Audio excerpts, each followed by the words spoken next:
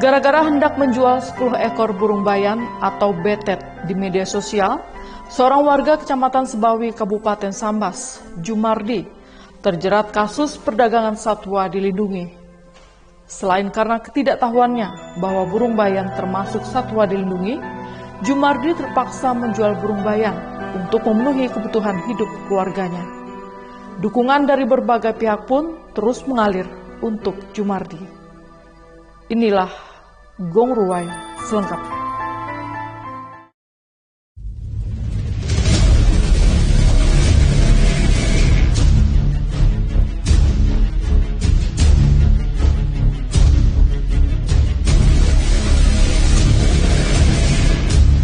Jumardi, 32 tahun, merupakan warga Tempukung, Desa Tempatan, Kecamatan Sebawi, Kabupaten Sambas.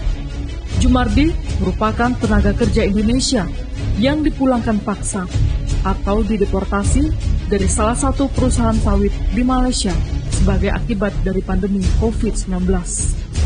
Pasca dideportasi, hampir setahun Jumardi tidak memiliki pekerjaan.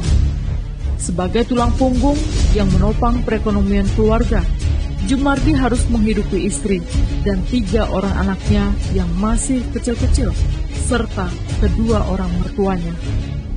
Ketika bermaksud ingin mencari uang untuk menghidupi keluarganya, pada 11 Februari 2021, Jumardi ditangkap dan ditahan oleh Direktorat Reserse Kriminal Khusus Polda Kalbar. Ayah 3 orang anak tersebut ditangkap karena berniat menjual 10 ekor burung bayan atau burung betet seharga Rp750.000 dengan cara menawarkannya melalui media sosial Facebook. Pertama dari sisi kemanusiaan, ya, saya melihat dari sisi kemanusiaan dengan latar belakang Jumardi ini, seorang anak manusia yang pekerja migran kemudian dikembalikan di Indonesia tidak punya pekerjaan selama kurang lebih 1 tahun. Nah, kemudian dia juga sebagai kepala rumah tangga yang harus menghidupi anak istri plus kedua mertua yang memang ya udah tua sakit-sakitan lagi. Dengan situasi psikot seperti itu, apalagi dengan ketidaktahuannya tentang undang-undang yang dikenakan kepada Jumardi ini. Kita merasa prihatin. Atas ketidaktahuan Jumardi bahwa burung bayan atau betet tersebut dilindungi, maka perbuatan Jumardi dinilai melanggar Undang-Undang Nomor 5 Tahun 1990 tentang konservasi sumber daya alam hayati dan ekosistemnya.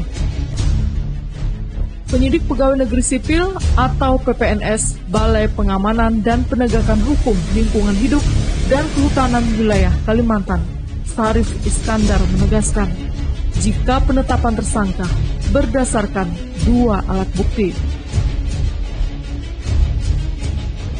Kalau kita kan mengawal Undang-Undang Nomor 5 Tahun 1990 tentang konservasi sumber daya alam hayati dan ekosistemnya berkaitan tumbuhan dan satwa liar. Jumardi, saudara Jumardi ini, pertama perlu ditekankan dia tertangkap tangan membawa 10 ekor burung yang dilindungi undang-undang, yaitu yang diatur dalam Permen LHK 106/2008, burung betet ekor panjang. Nah, itu sudah jelas melanggar hukum.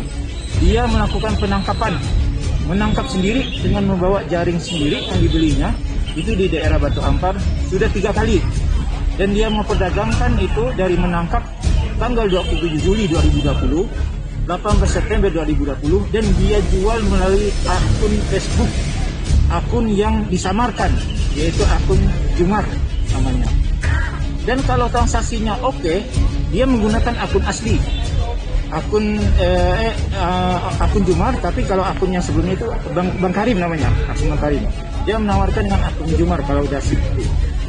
Ini kalau saya lihat, ini bukan dia tidak ngerti, tapi dia kan menggunakan jaring internet, dia pasti paham seharusnya mendownload, melihat apakah ini dilindungi atau tidak. Seorang yang megang HP pasti akan membuka jaringan internet, dan dia tahu mengapa pedagangnya dilakukan sembunyi-sembunyi. Tapi kan dia ada unsurnya dan sengaja melakukan itu. Yang jelas kita menetapkan tersangka berdasarkan 2 alat bukti yang cukup sesuai dengan putus MK 21. Jadi kita tidak sembarang menetap tersangka, ada bukti saksi, dan ada bukti surat. Begitu juga dengan penangkapan dan penahanan, ada alasan subjektif dan ada alasan objektif diatur undang-undang.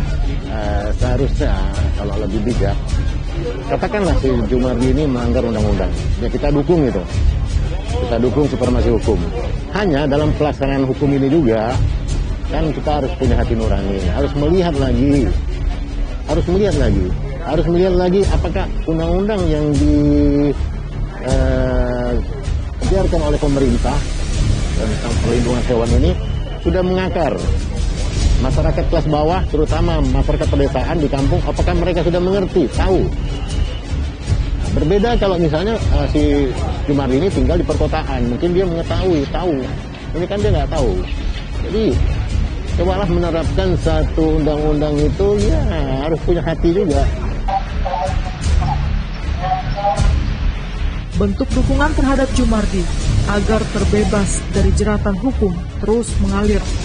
Kamis 18 Maret 2021, puluhan massa dari Forum Relawan Kemanusiaan Pontianak bersama unsur elemen masyarakat lainnya berunjuk rasa di halaman Mapolda Kalbar. Dengan membawa spanduk, poster berisi tuntutan, massa juga membawa sangkar burung sebagai simbol kasus yang menjerat Jumardi.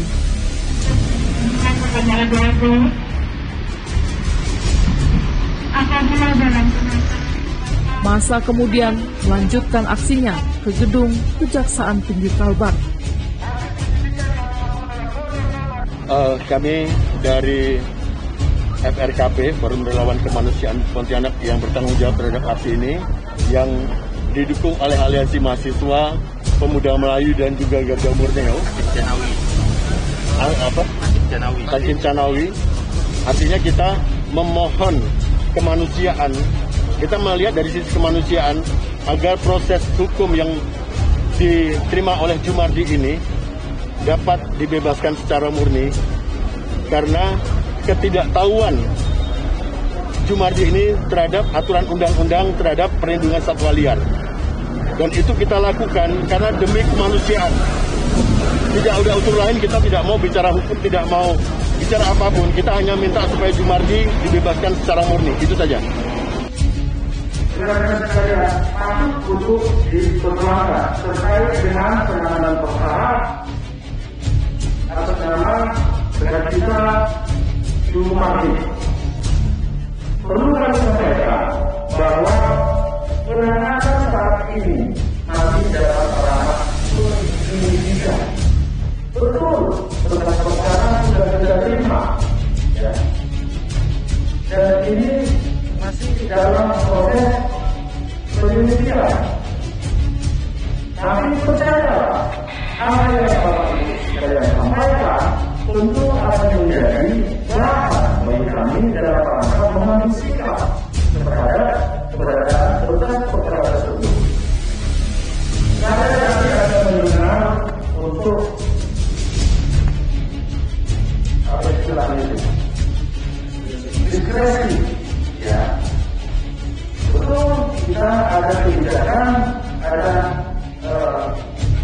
kans atau kewenangan untuk mengambil diskresi yang disebut dengan keadilan restoratif atau istilahnya LP. Tapi perlu kami sampaikan bahwa LP hanya bisa kami lakukan jika antara dua pihak itu sudah bersepakat dan berdamai.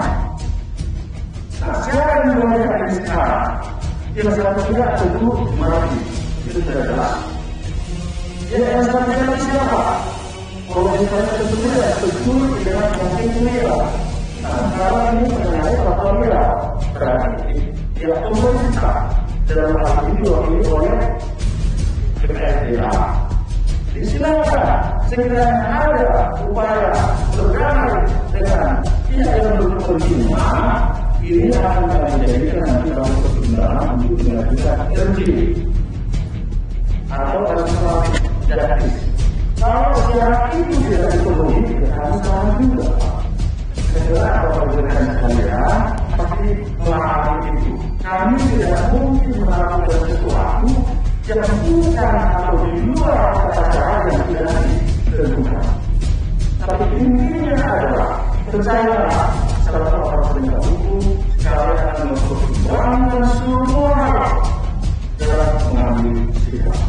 Dan terima kasih, kami tidak diawasi dalam penanganan perkara ini.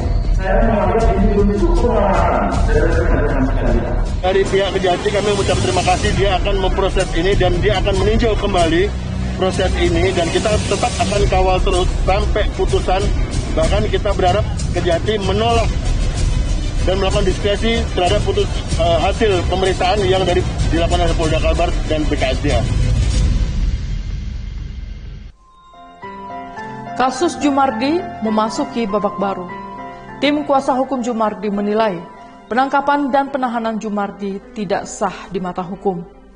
Sehingga tersangka melalui tim kuasa hukumnya menggugat Kepala Kepolisian Daerah Kalimantan Barat lewat pra-peradilan ke Pengadilan Negeri Pontianak. Gong Ruwai segera kembali.